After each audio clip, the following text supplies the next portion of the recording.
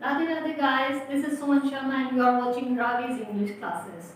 तो गाइस, हमारी सीरीज चल रही है एक्टिव पैसिव वॉइस की। एक्टिव पैसिव प्रीवियस वीडियो में हमने किए प्रेजेंट और पास्ट के यूज।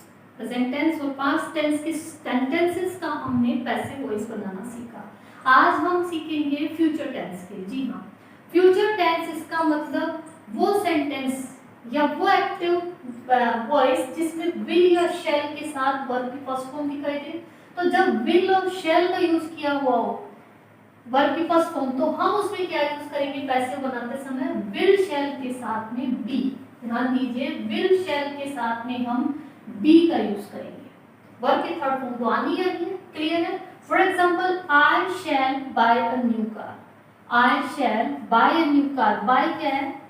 मेन वर्ब तो हो गया ऑब्जेक्ट। अ न्यू कार, तो ये हो गया आपके अ न्यू कार। देखिए शैल का यूज किस किस के साथ? बार बार जितनी बार आ रहा है वो उतनी बार ही बताती जा रही हूँ आपको। सिर्फ आई और बी के साथ, वो भी ट्रेडिशनल इंग्लिश में। मॉडर्न में ये भी ना के बराबर हो रहा है, सबके साथ में सिर्फ और सिर्फ विल का। फिर भी करना चाहे तो आई और बी के साथ ही शैल का यूज होता है। तो अ न्यू कार हो गया यहाँ पर सब्जेक्ट। सब्जेक्ट की जगह क्या हो गया? अ न्यू कार। इसलिए यहाँ पर किसका यूज करेंगे? विल का। चूंकि यहाँ बताया गया कि यदि विल या शैल आए एक्टिव में, तो पैसिव में विल शैल का तो यूज करना ही करना है, लेकिन साथ में क्या यूज करेंगे? बी। तो a new car will be, buy की थर्ड फॉर्म क्या हो जाएगी? Yes, bought. ठीक है। अब इस सब्जेक्ट को लाएंगे ऑब्जेक्ट की जगह, उससे पहले बाय और आई का क्या बन गया? Me. Clear? Now next is they will beat me. Object कौन सा हो गया? मी। तो मी का क्या हो गया यहाँ पर? आई। तो आई के साथ देखिए शैल, जबकि यहाँ है विल, लेकिन यहाँ सब्जेक्ट के जगह क्या आ गया? आई। तो ये जो हेल्पिंग वर्ब लगती है वो इसके अकॉर्डिंग लगती है।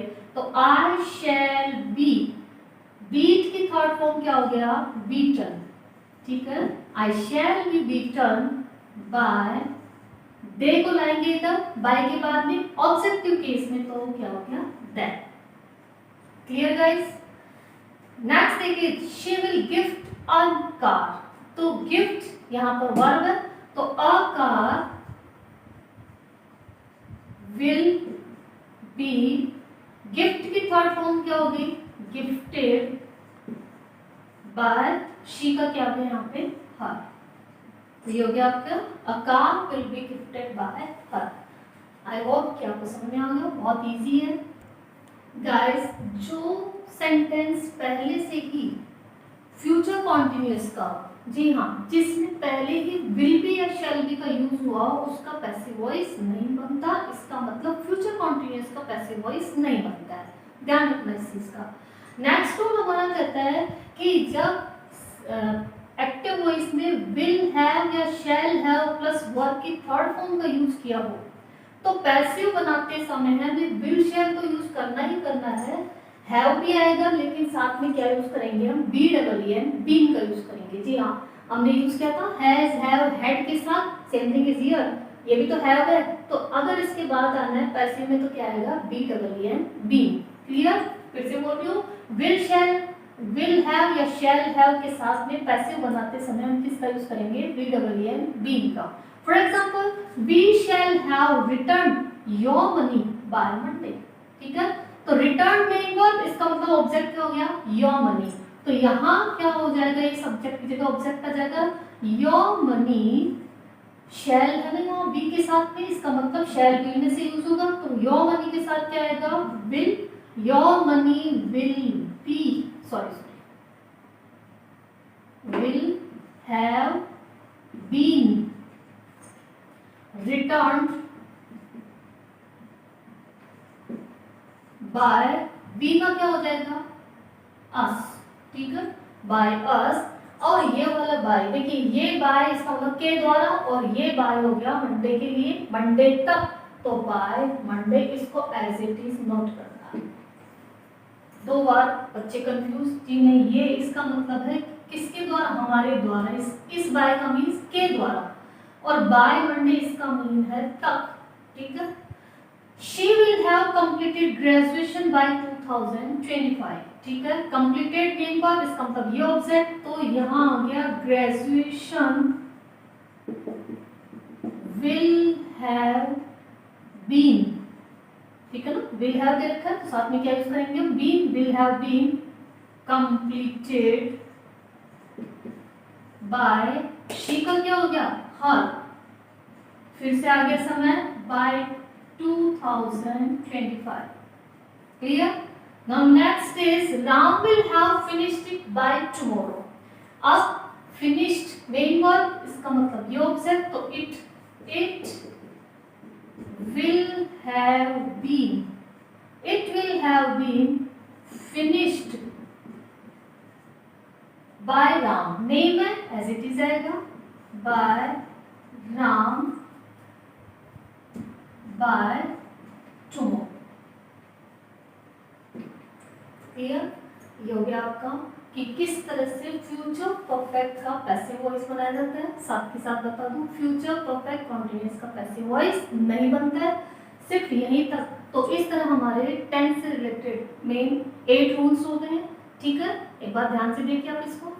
तो हमारा नेक्स्ट रूल देखिए, हमने कर लिए टेंस कंप्लीट, क्लियर है। अब हम करेंगे यहाँ पर नेक्स्ट रूल जो मोडाल से रिलेटेड। जी हाँ, यदि एक्टिव वॉइस में कोई सा भी मोडाल तो आप उसको एज इट इज लिखेंगे, लेकिन साथ में पैसिव वॉइस में इसके साथ यूज करेंगे बी का यूज करेंगे, ठीक है। For example, I can speak English fluently, can क्या इसमें मोडाल है। देखिए फिर से मैं एक डिफरेंस बता रही हूँ, पहले बता चुकी हूँ कि जो एक्टिव वॉइस एक्टिव पैसिव होते हैं उसमें टेंस चेंज नहीं होता, इसका मतलब कैन का कैन ही होगा। लेकिन जो रिपोर्टेड स्पीच है उसमें क्या हो जाता है, टेंस चेंज हो जाता है। अगर ये रिपोर्टेड स्पीच का सेंटेंस होता है इस तरह से, तो कैन का क्या हो जाता है यहाँ पर, कुड। और यही मिस्टेक करते हैं स्टूडेंट, फटाफट कैन का कुड कर देते हैं। वो ये नहीं देखते कि ये रिपोर्टेड स्पीच है, डायरेक्ट इनडायरेक्ट नहीं है, ये पैसिव वॉइस है। तो ध्यान रखिए गाइस कि पैसिव वॉइस में टेंस चेंज नहीं होता। कैन है तो नीचे आई मीन पैसिव में भी कैन आएगा, और यहाँ कुड है तो पैसिव में भी कुड ही आएगा, क्लियर है।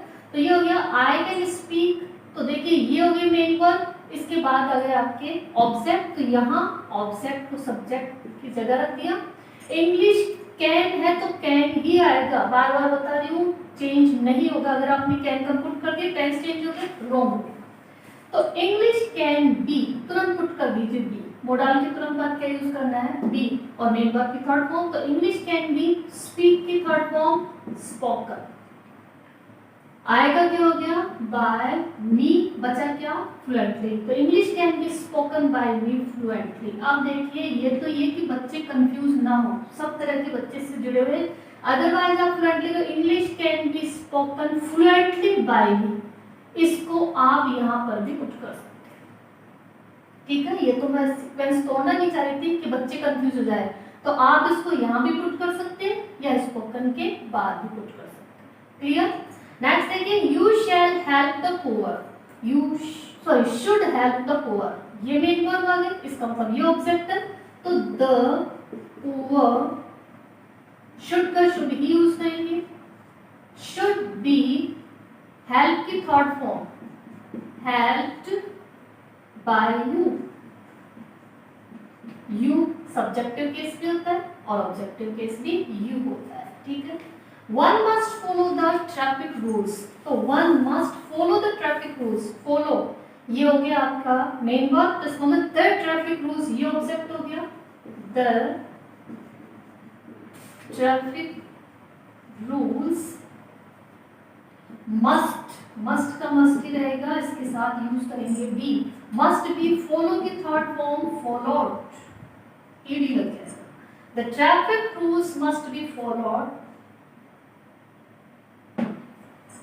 जब जिस एक्टिव में वन का यूज किया जाए उसको हमें पैसिव में यूज ही नहीं करना, इसका मतलब सबके लिए बोला जा रहा है।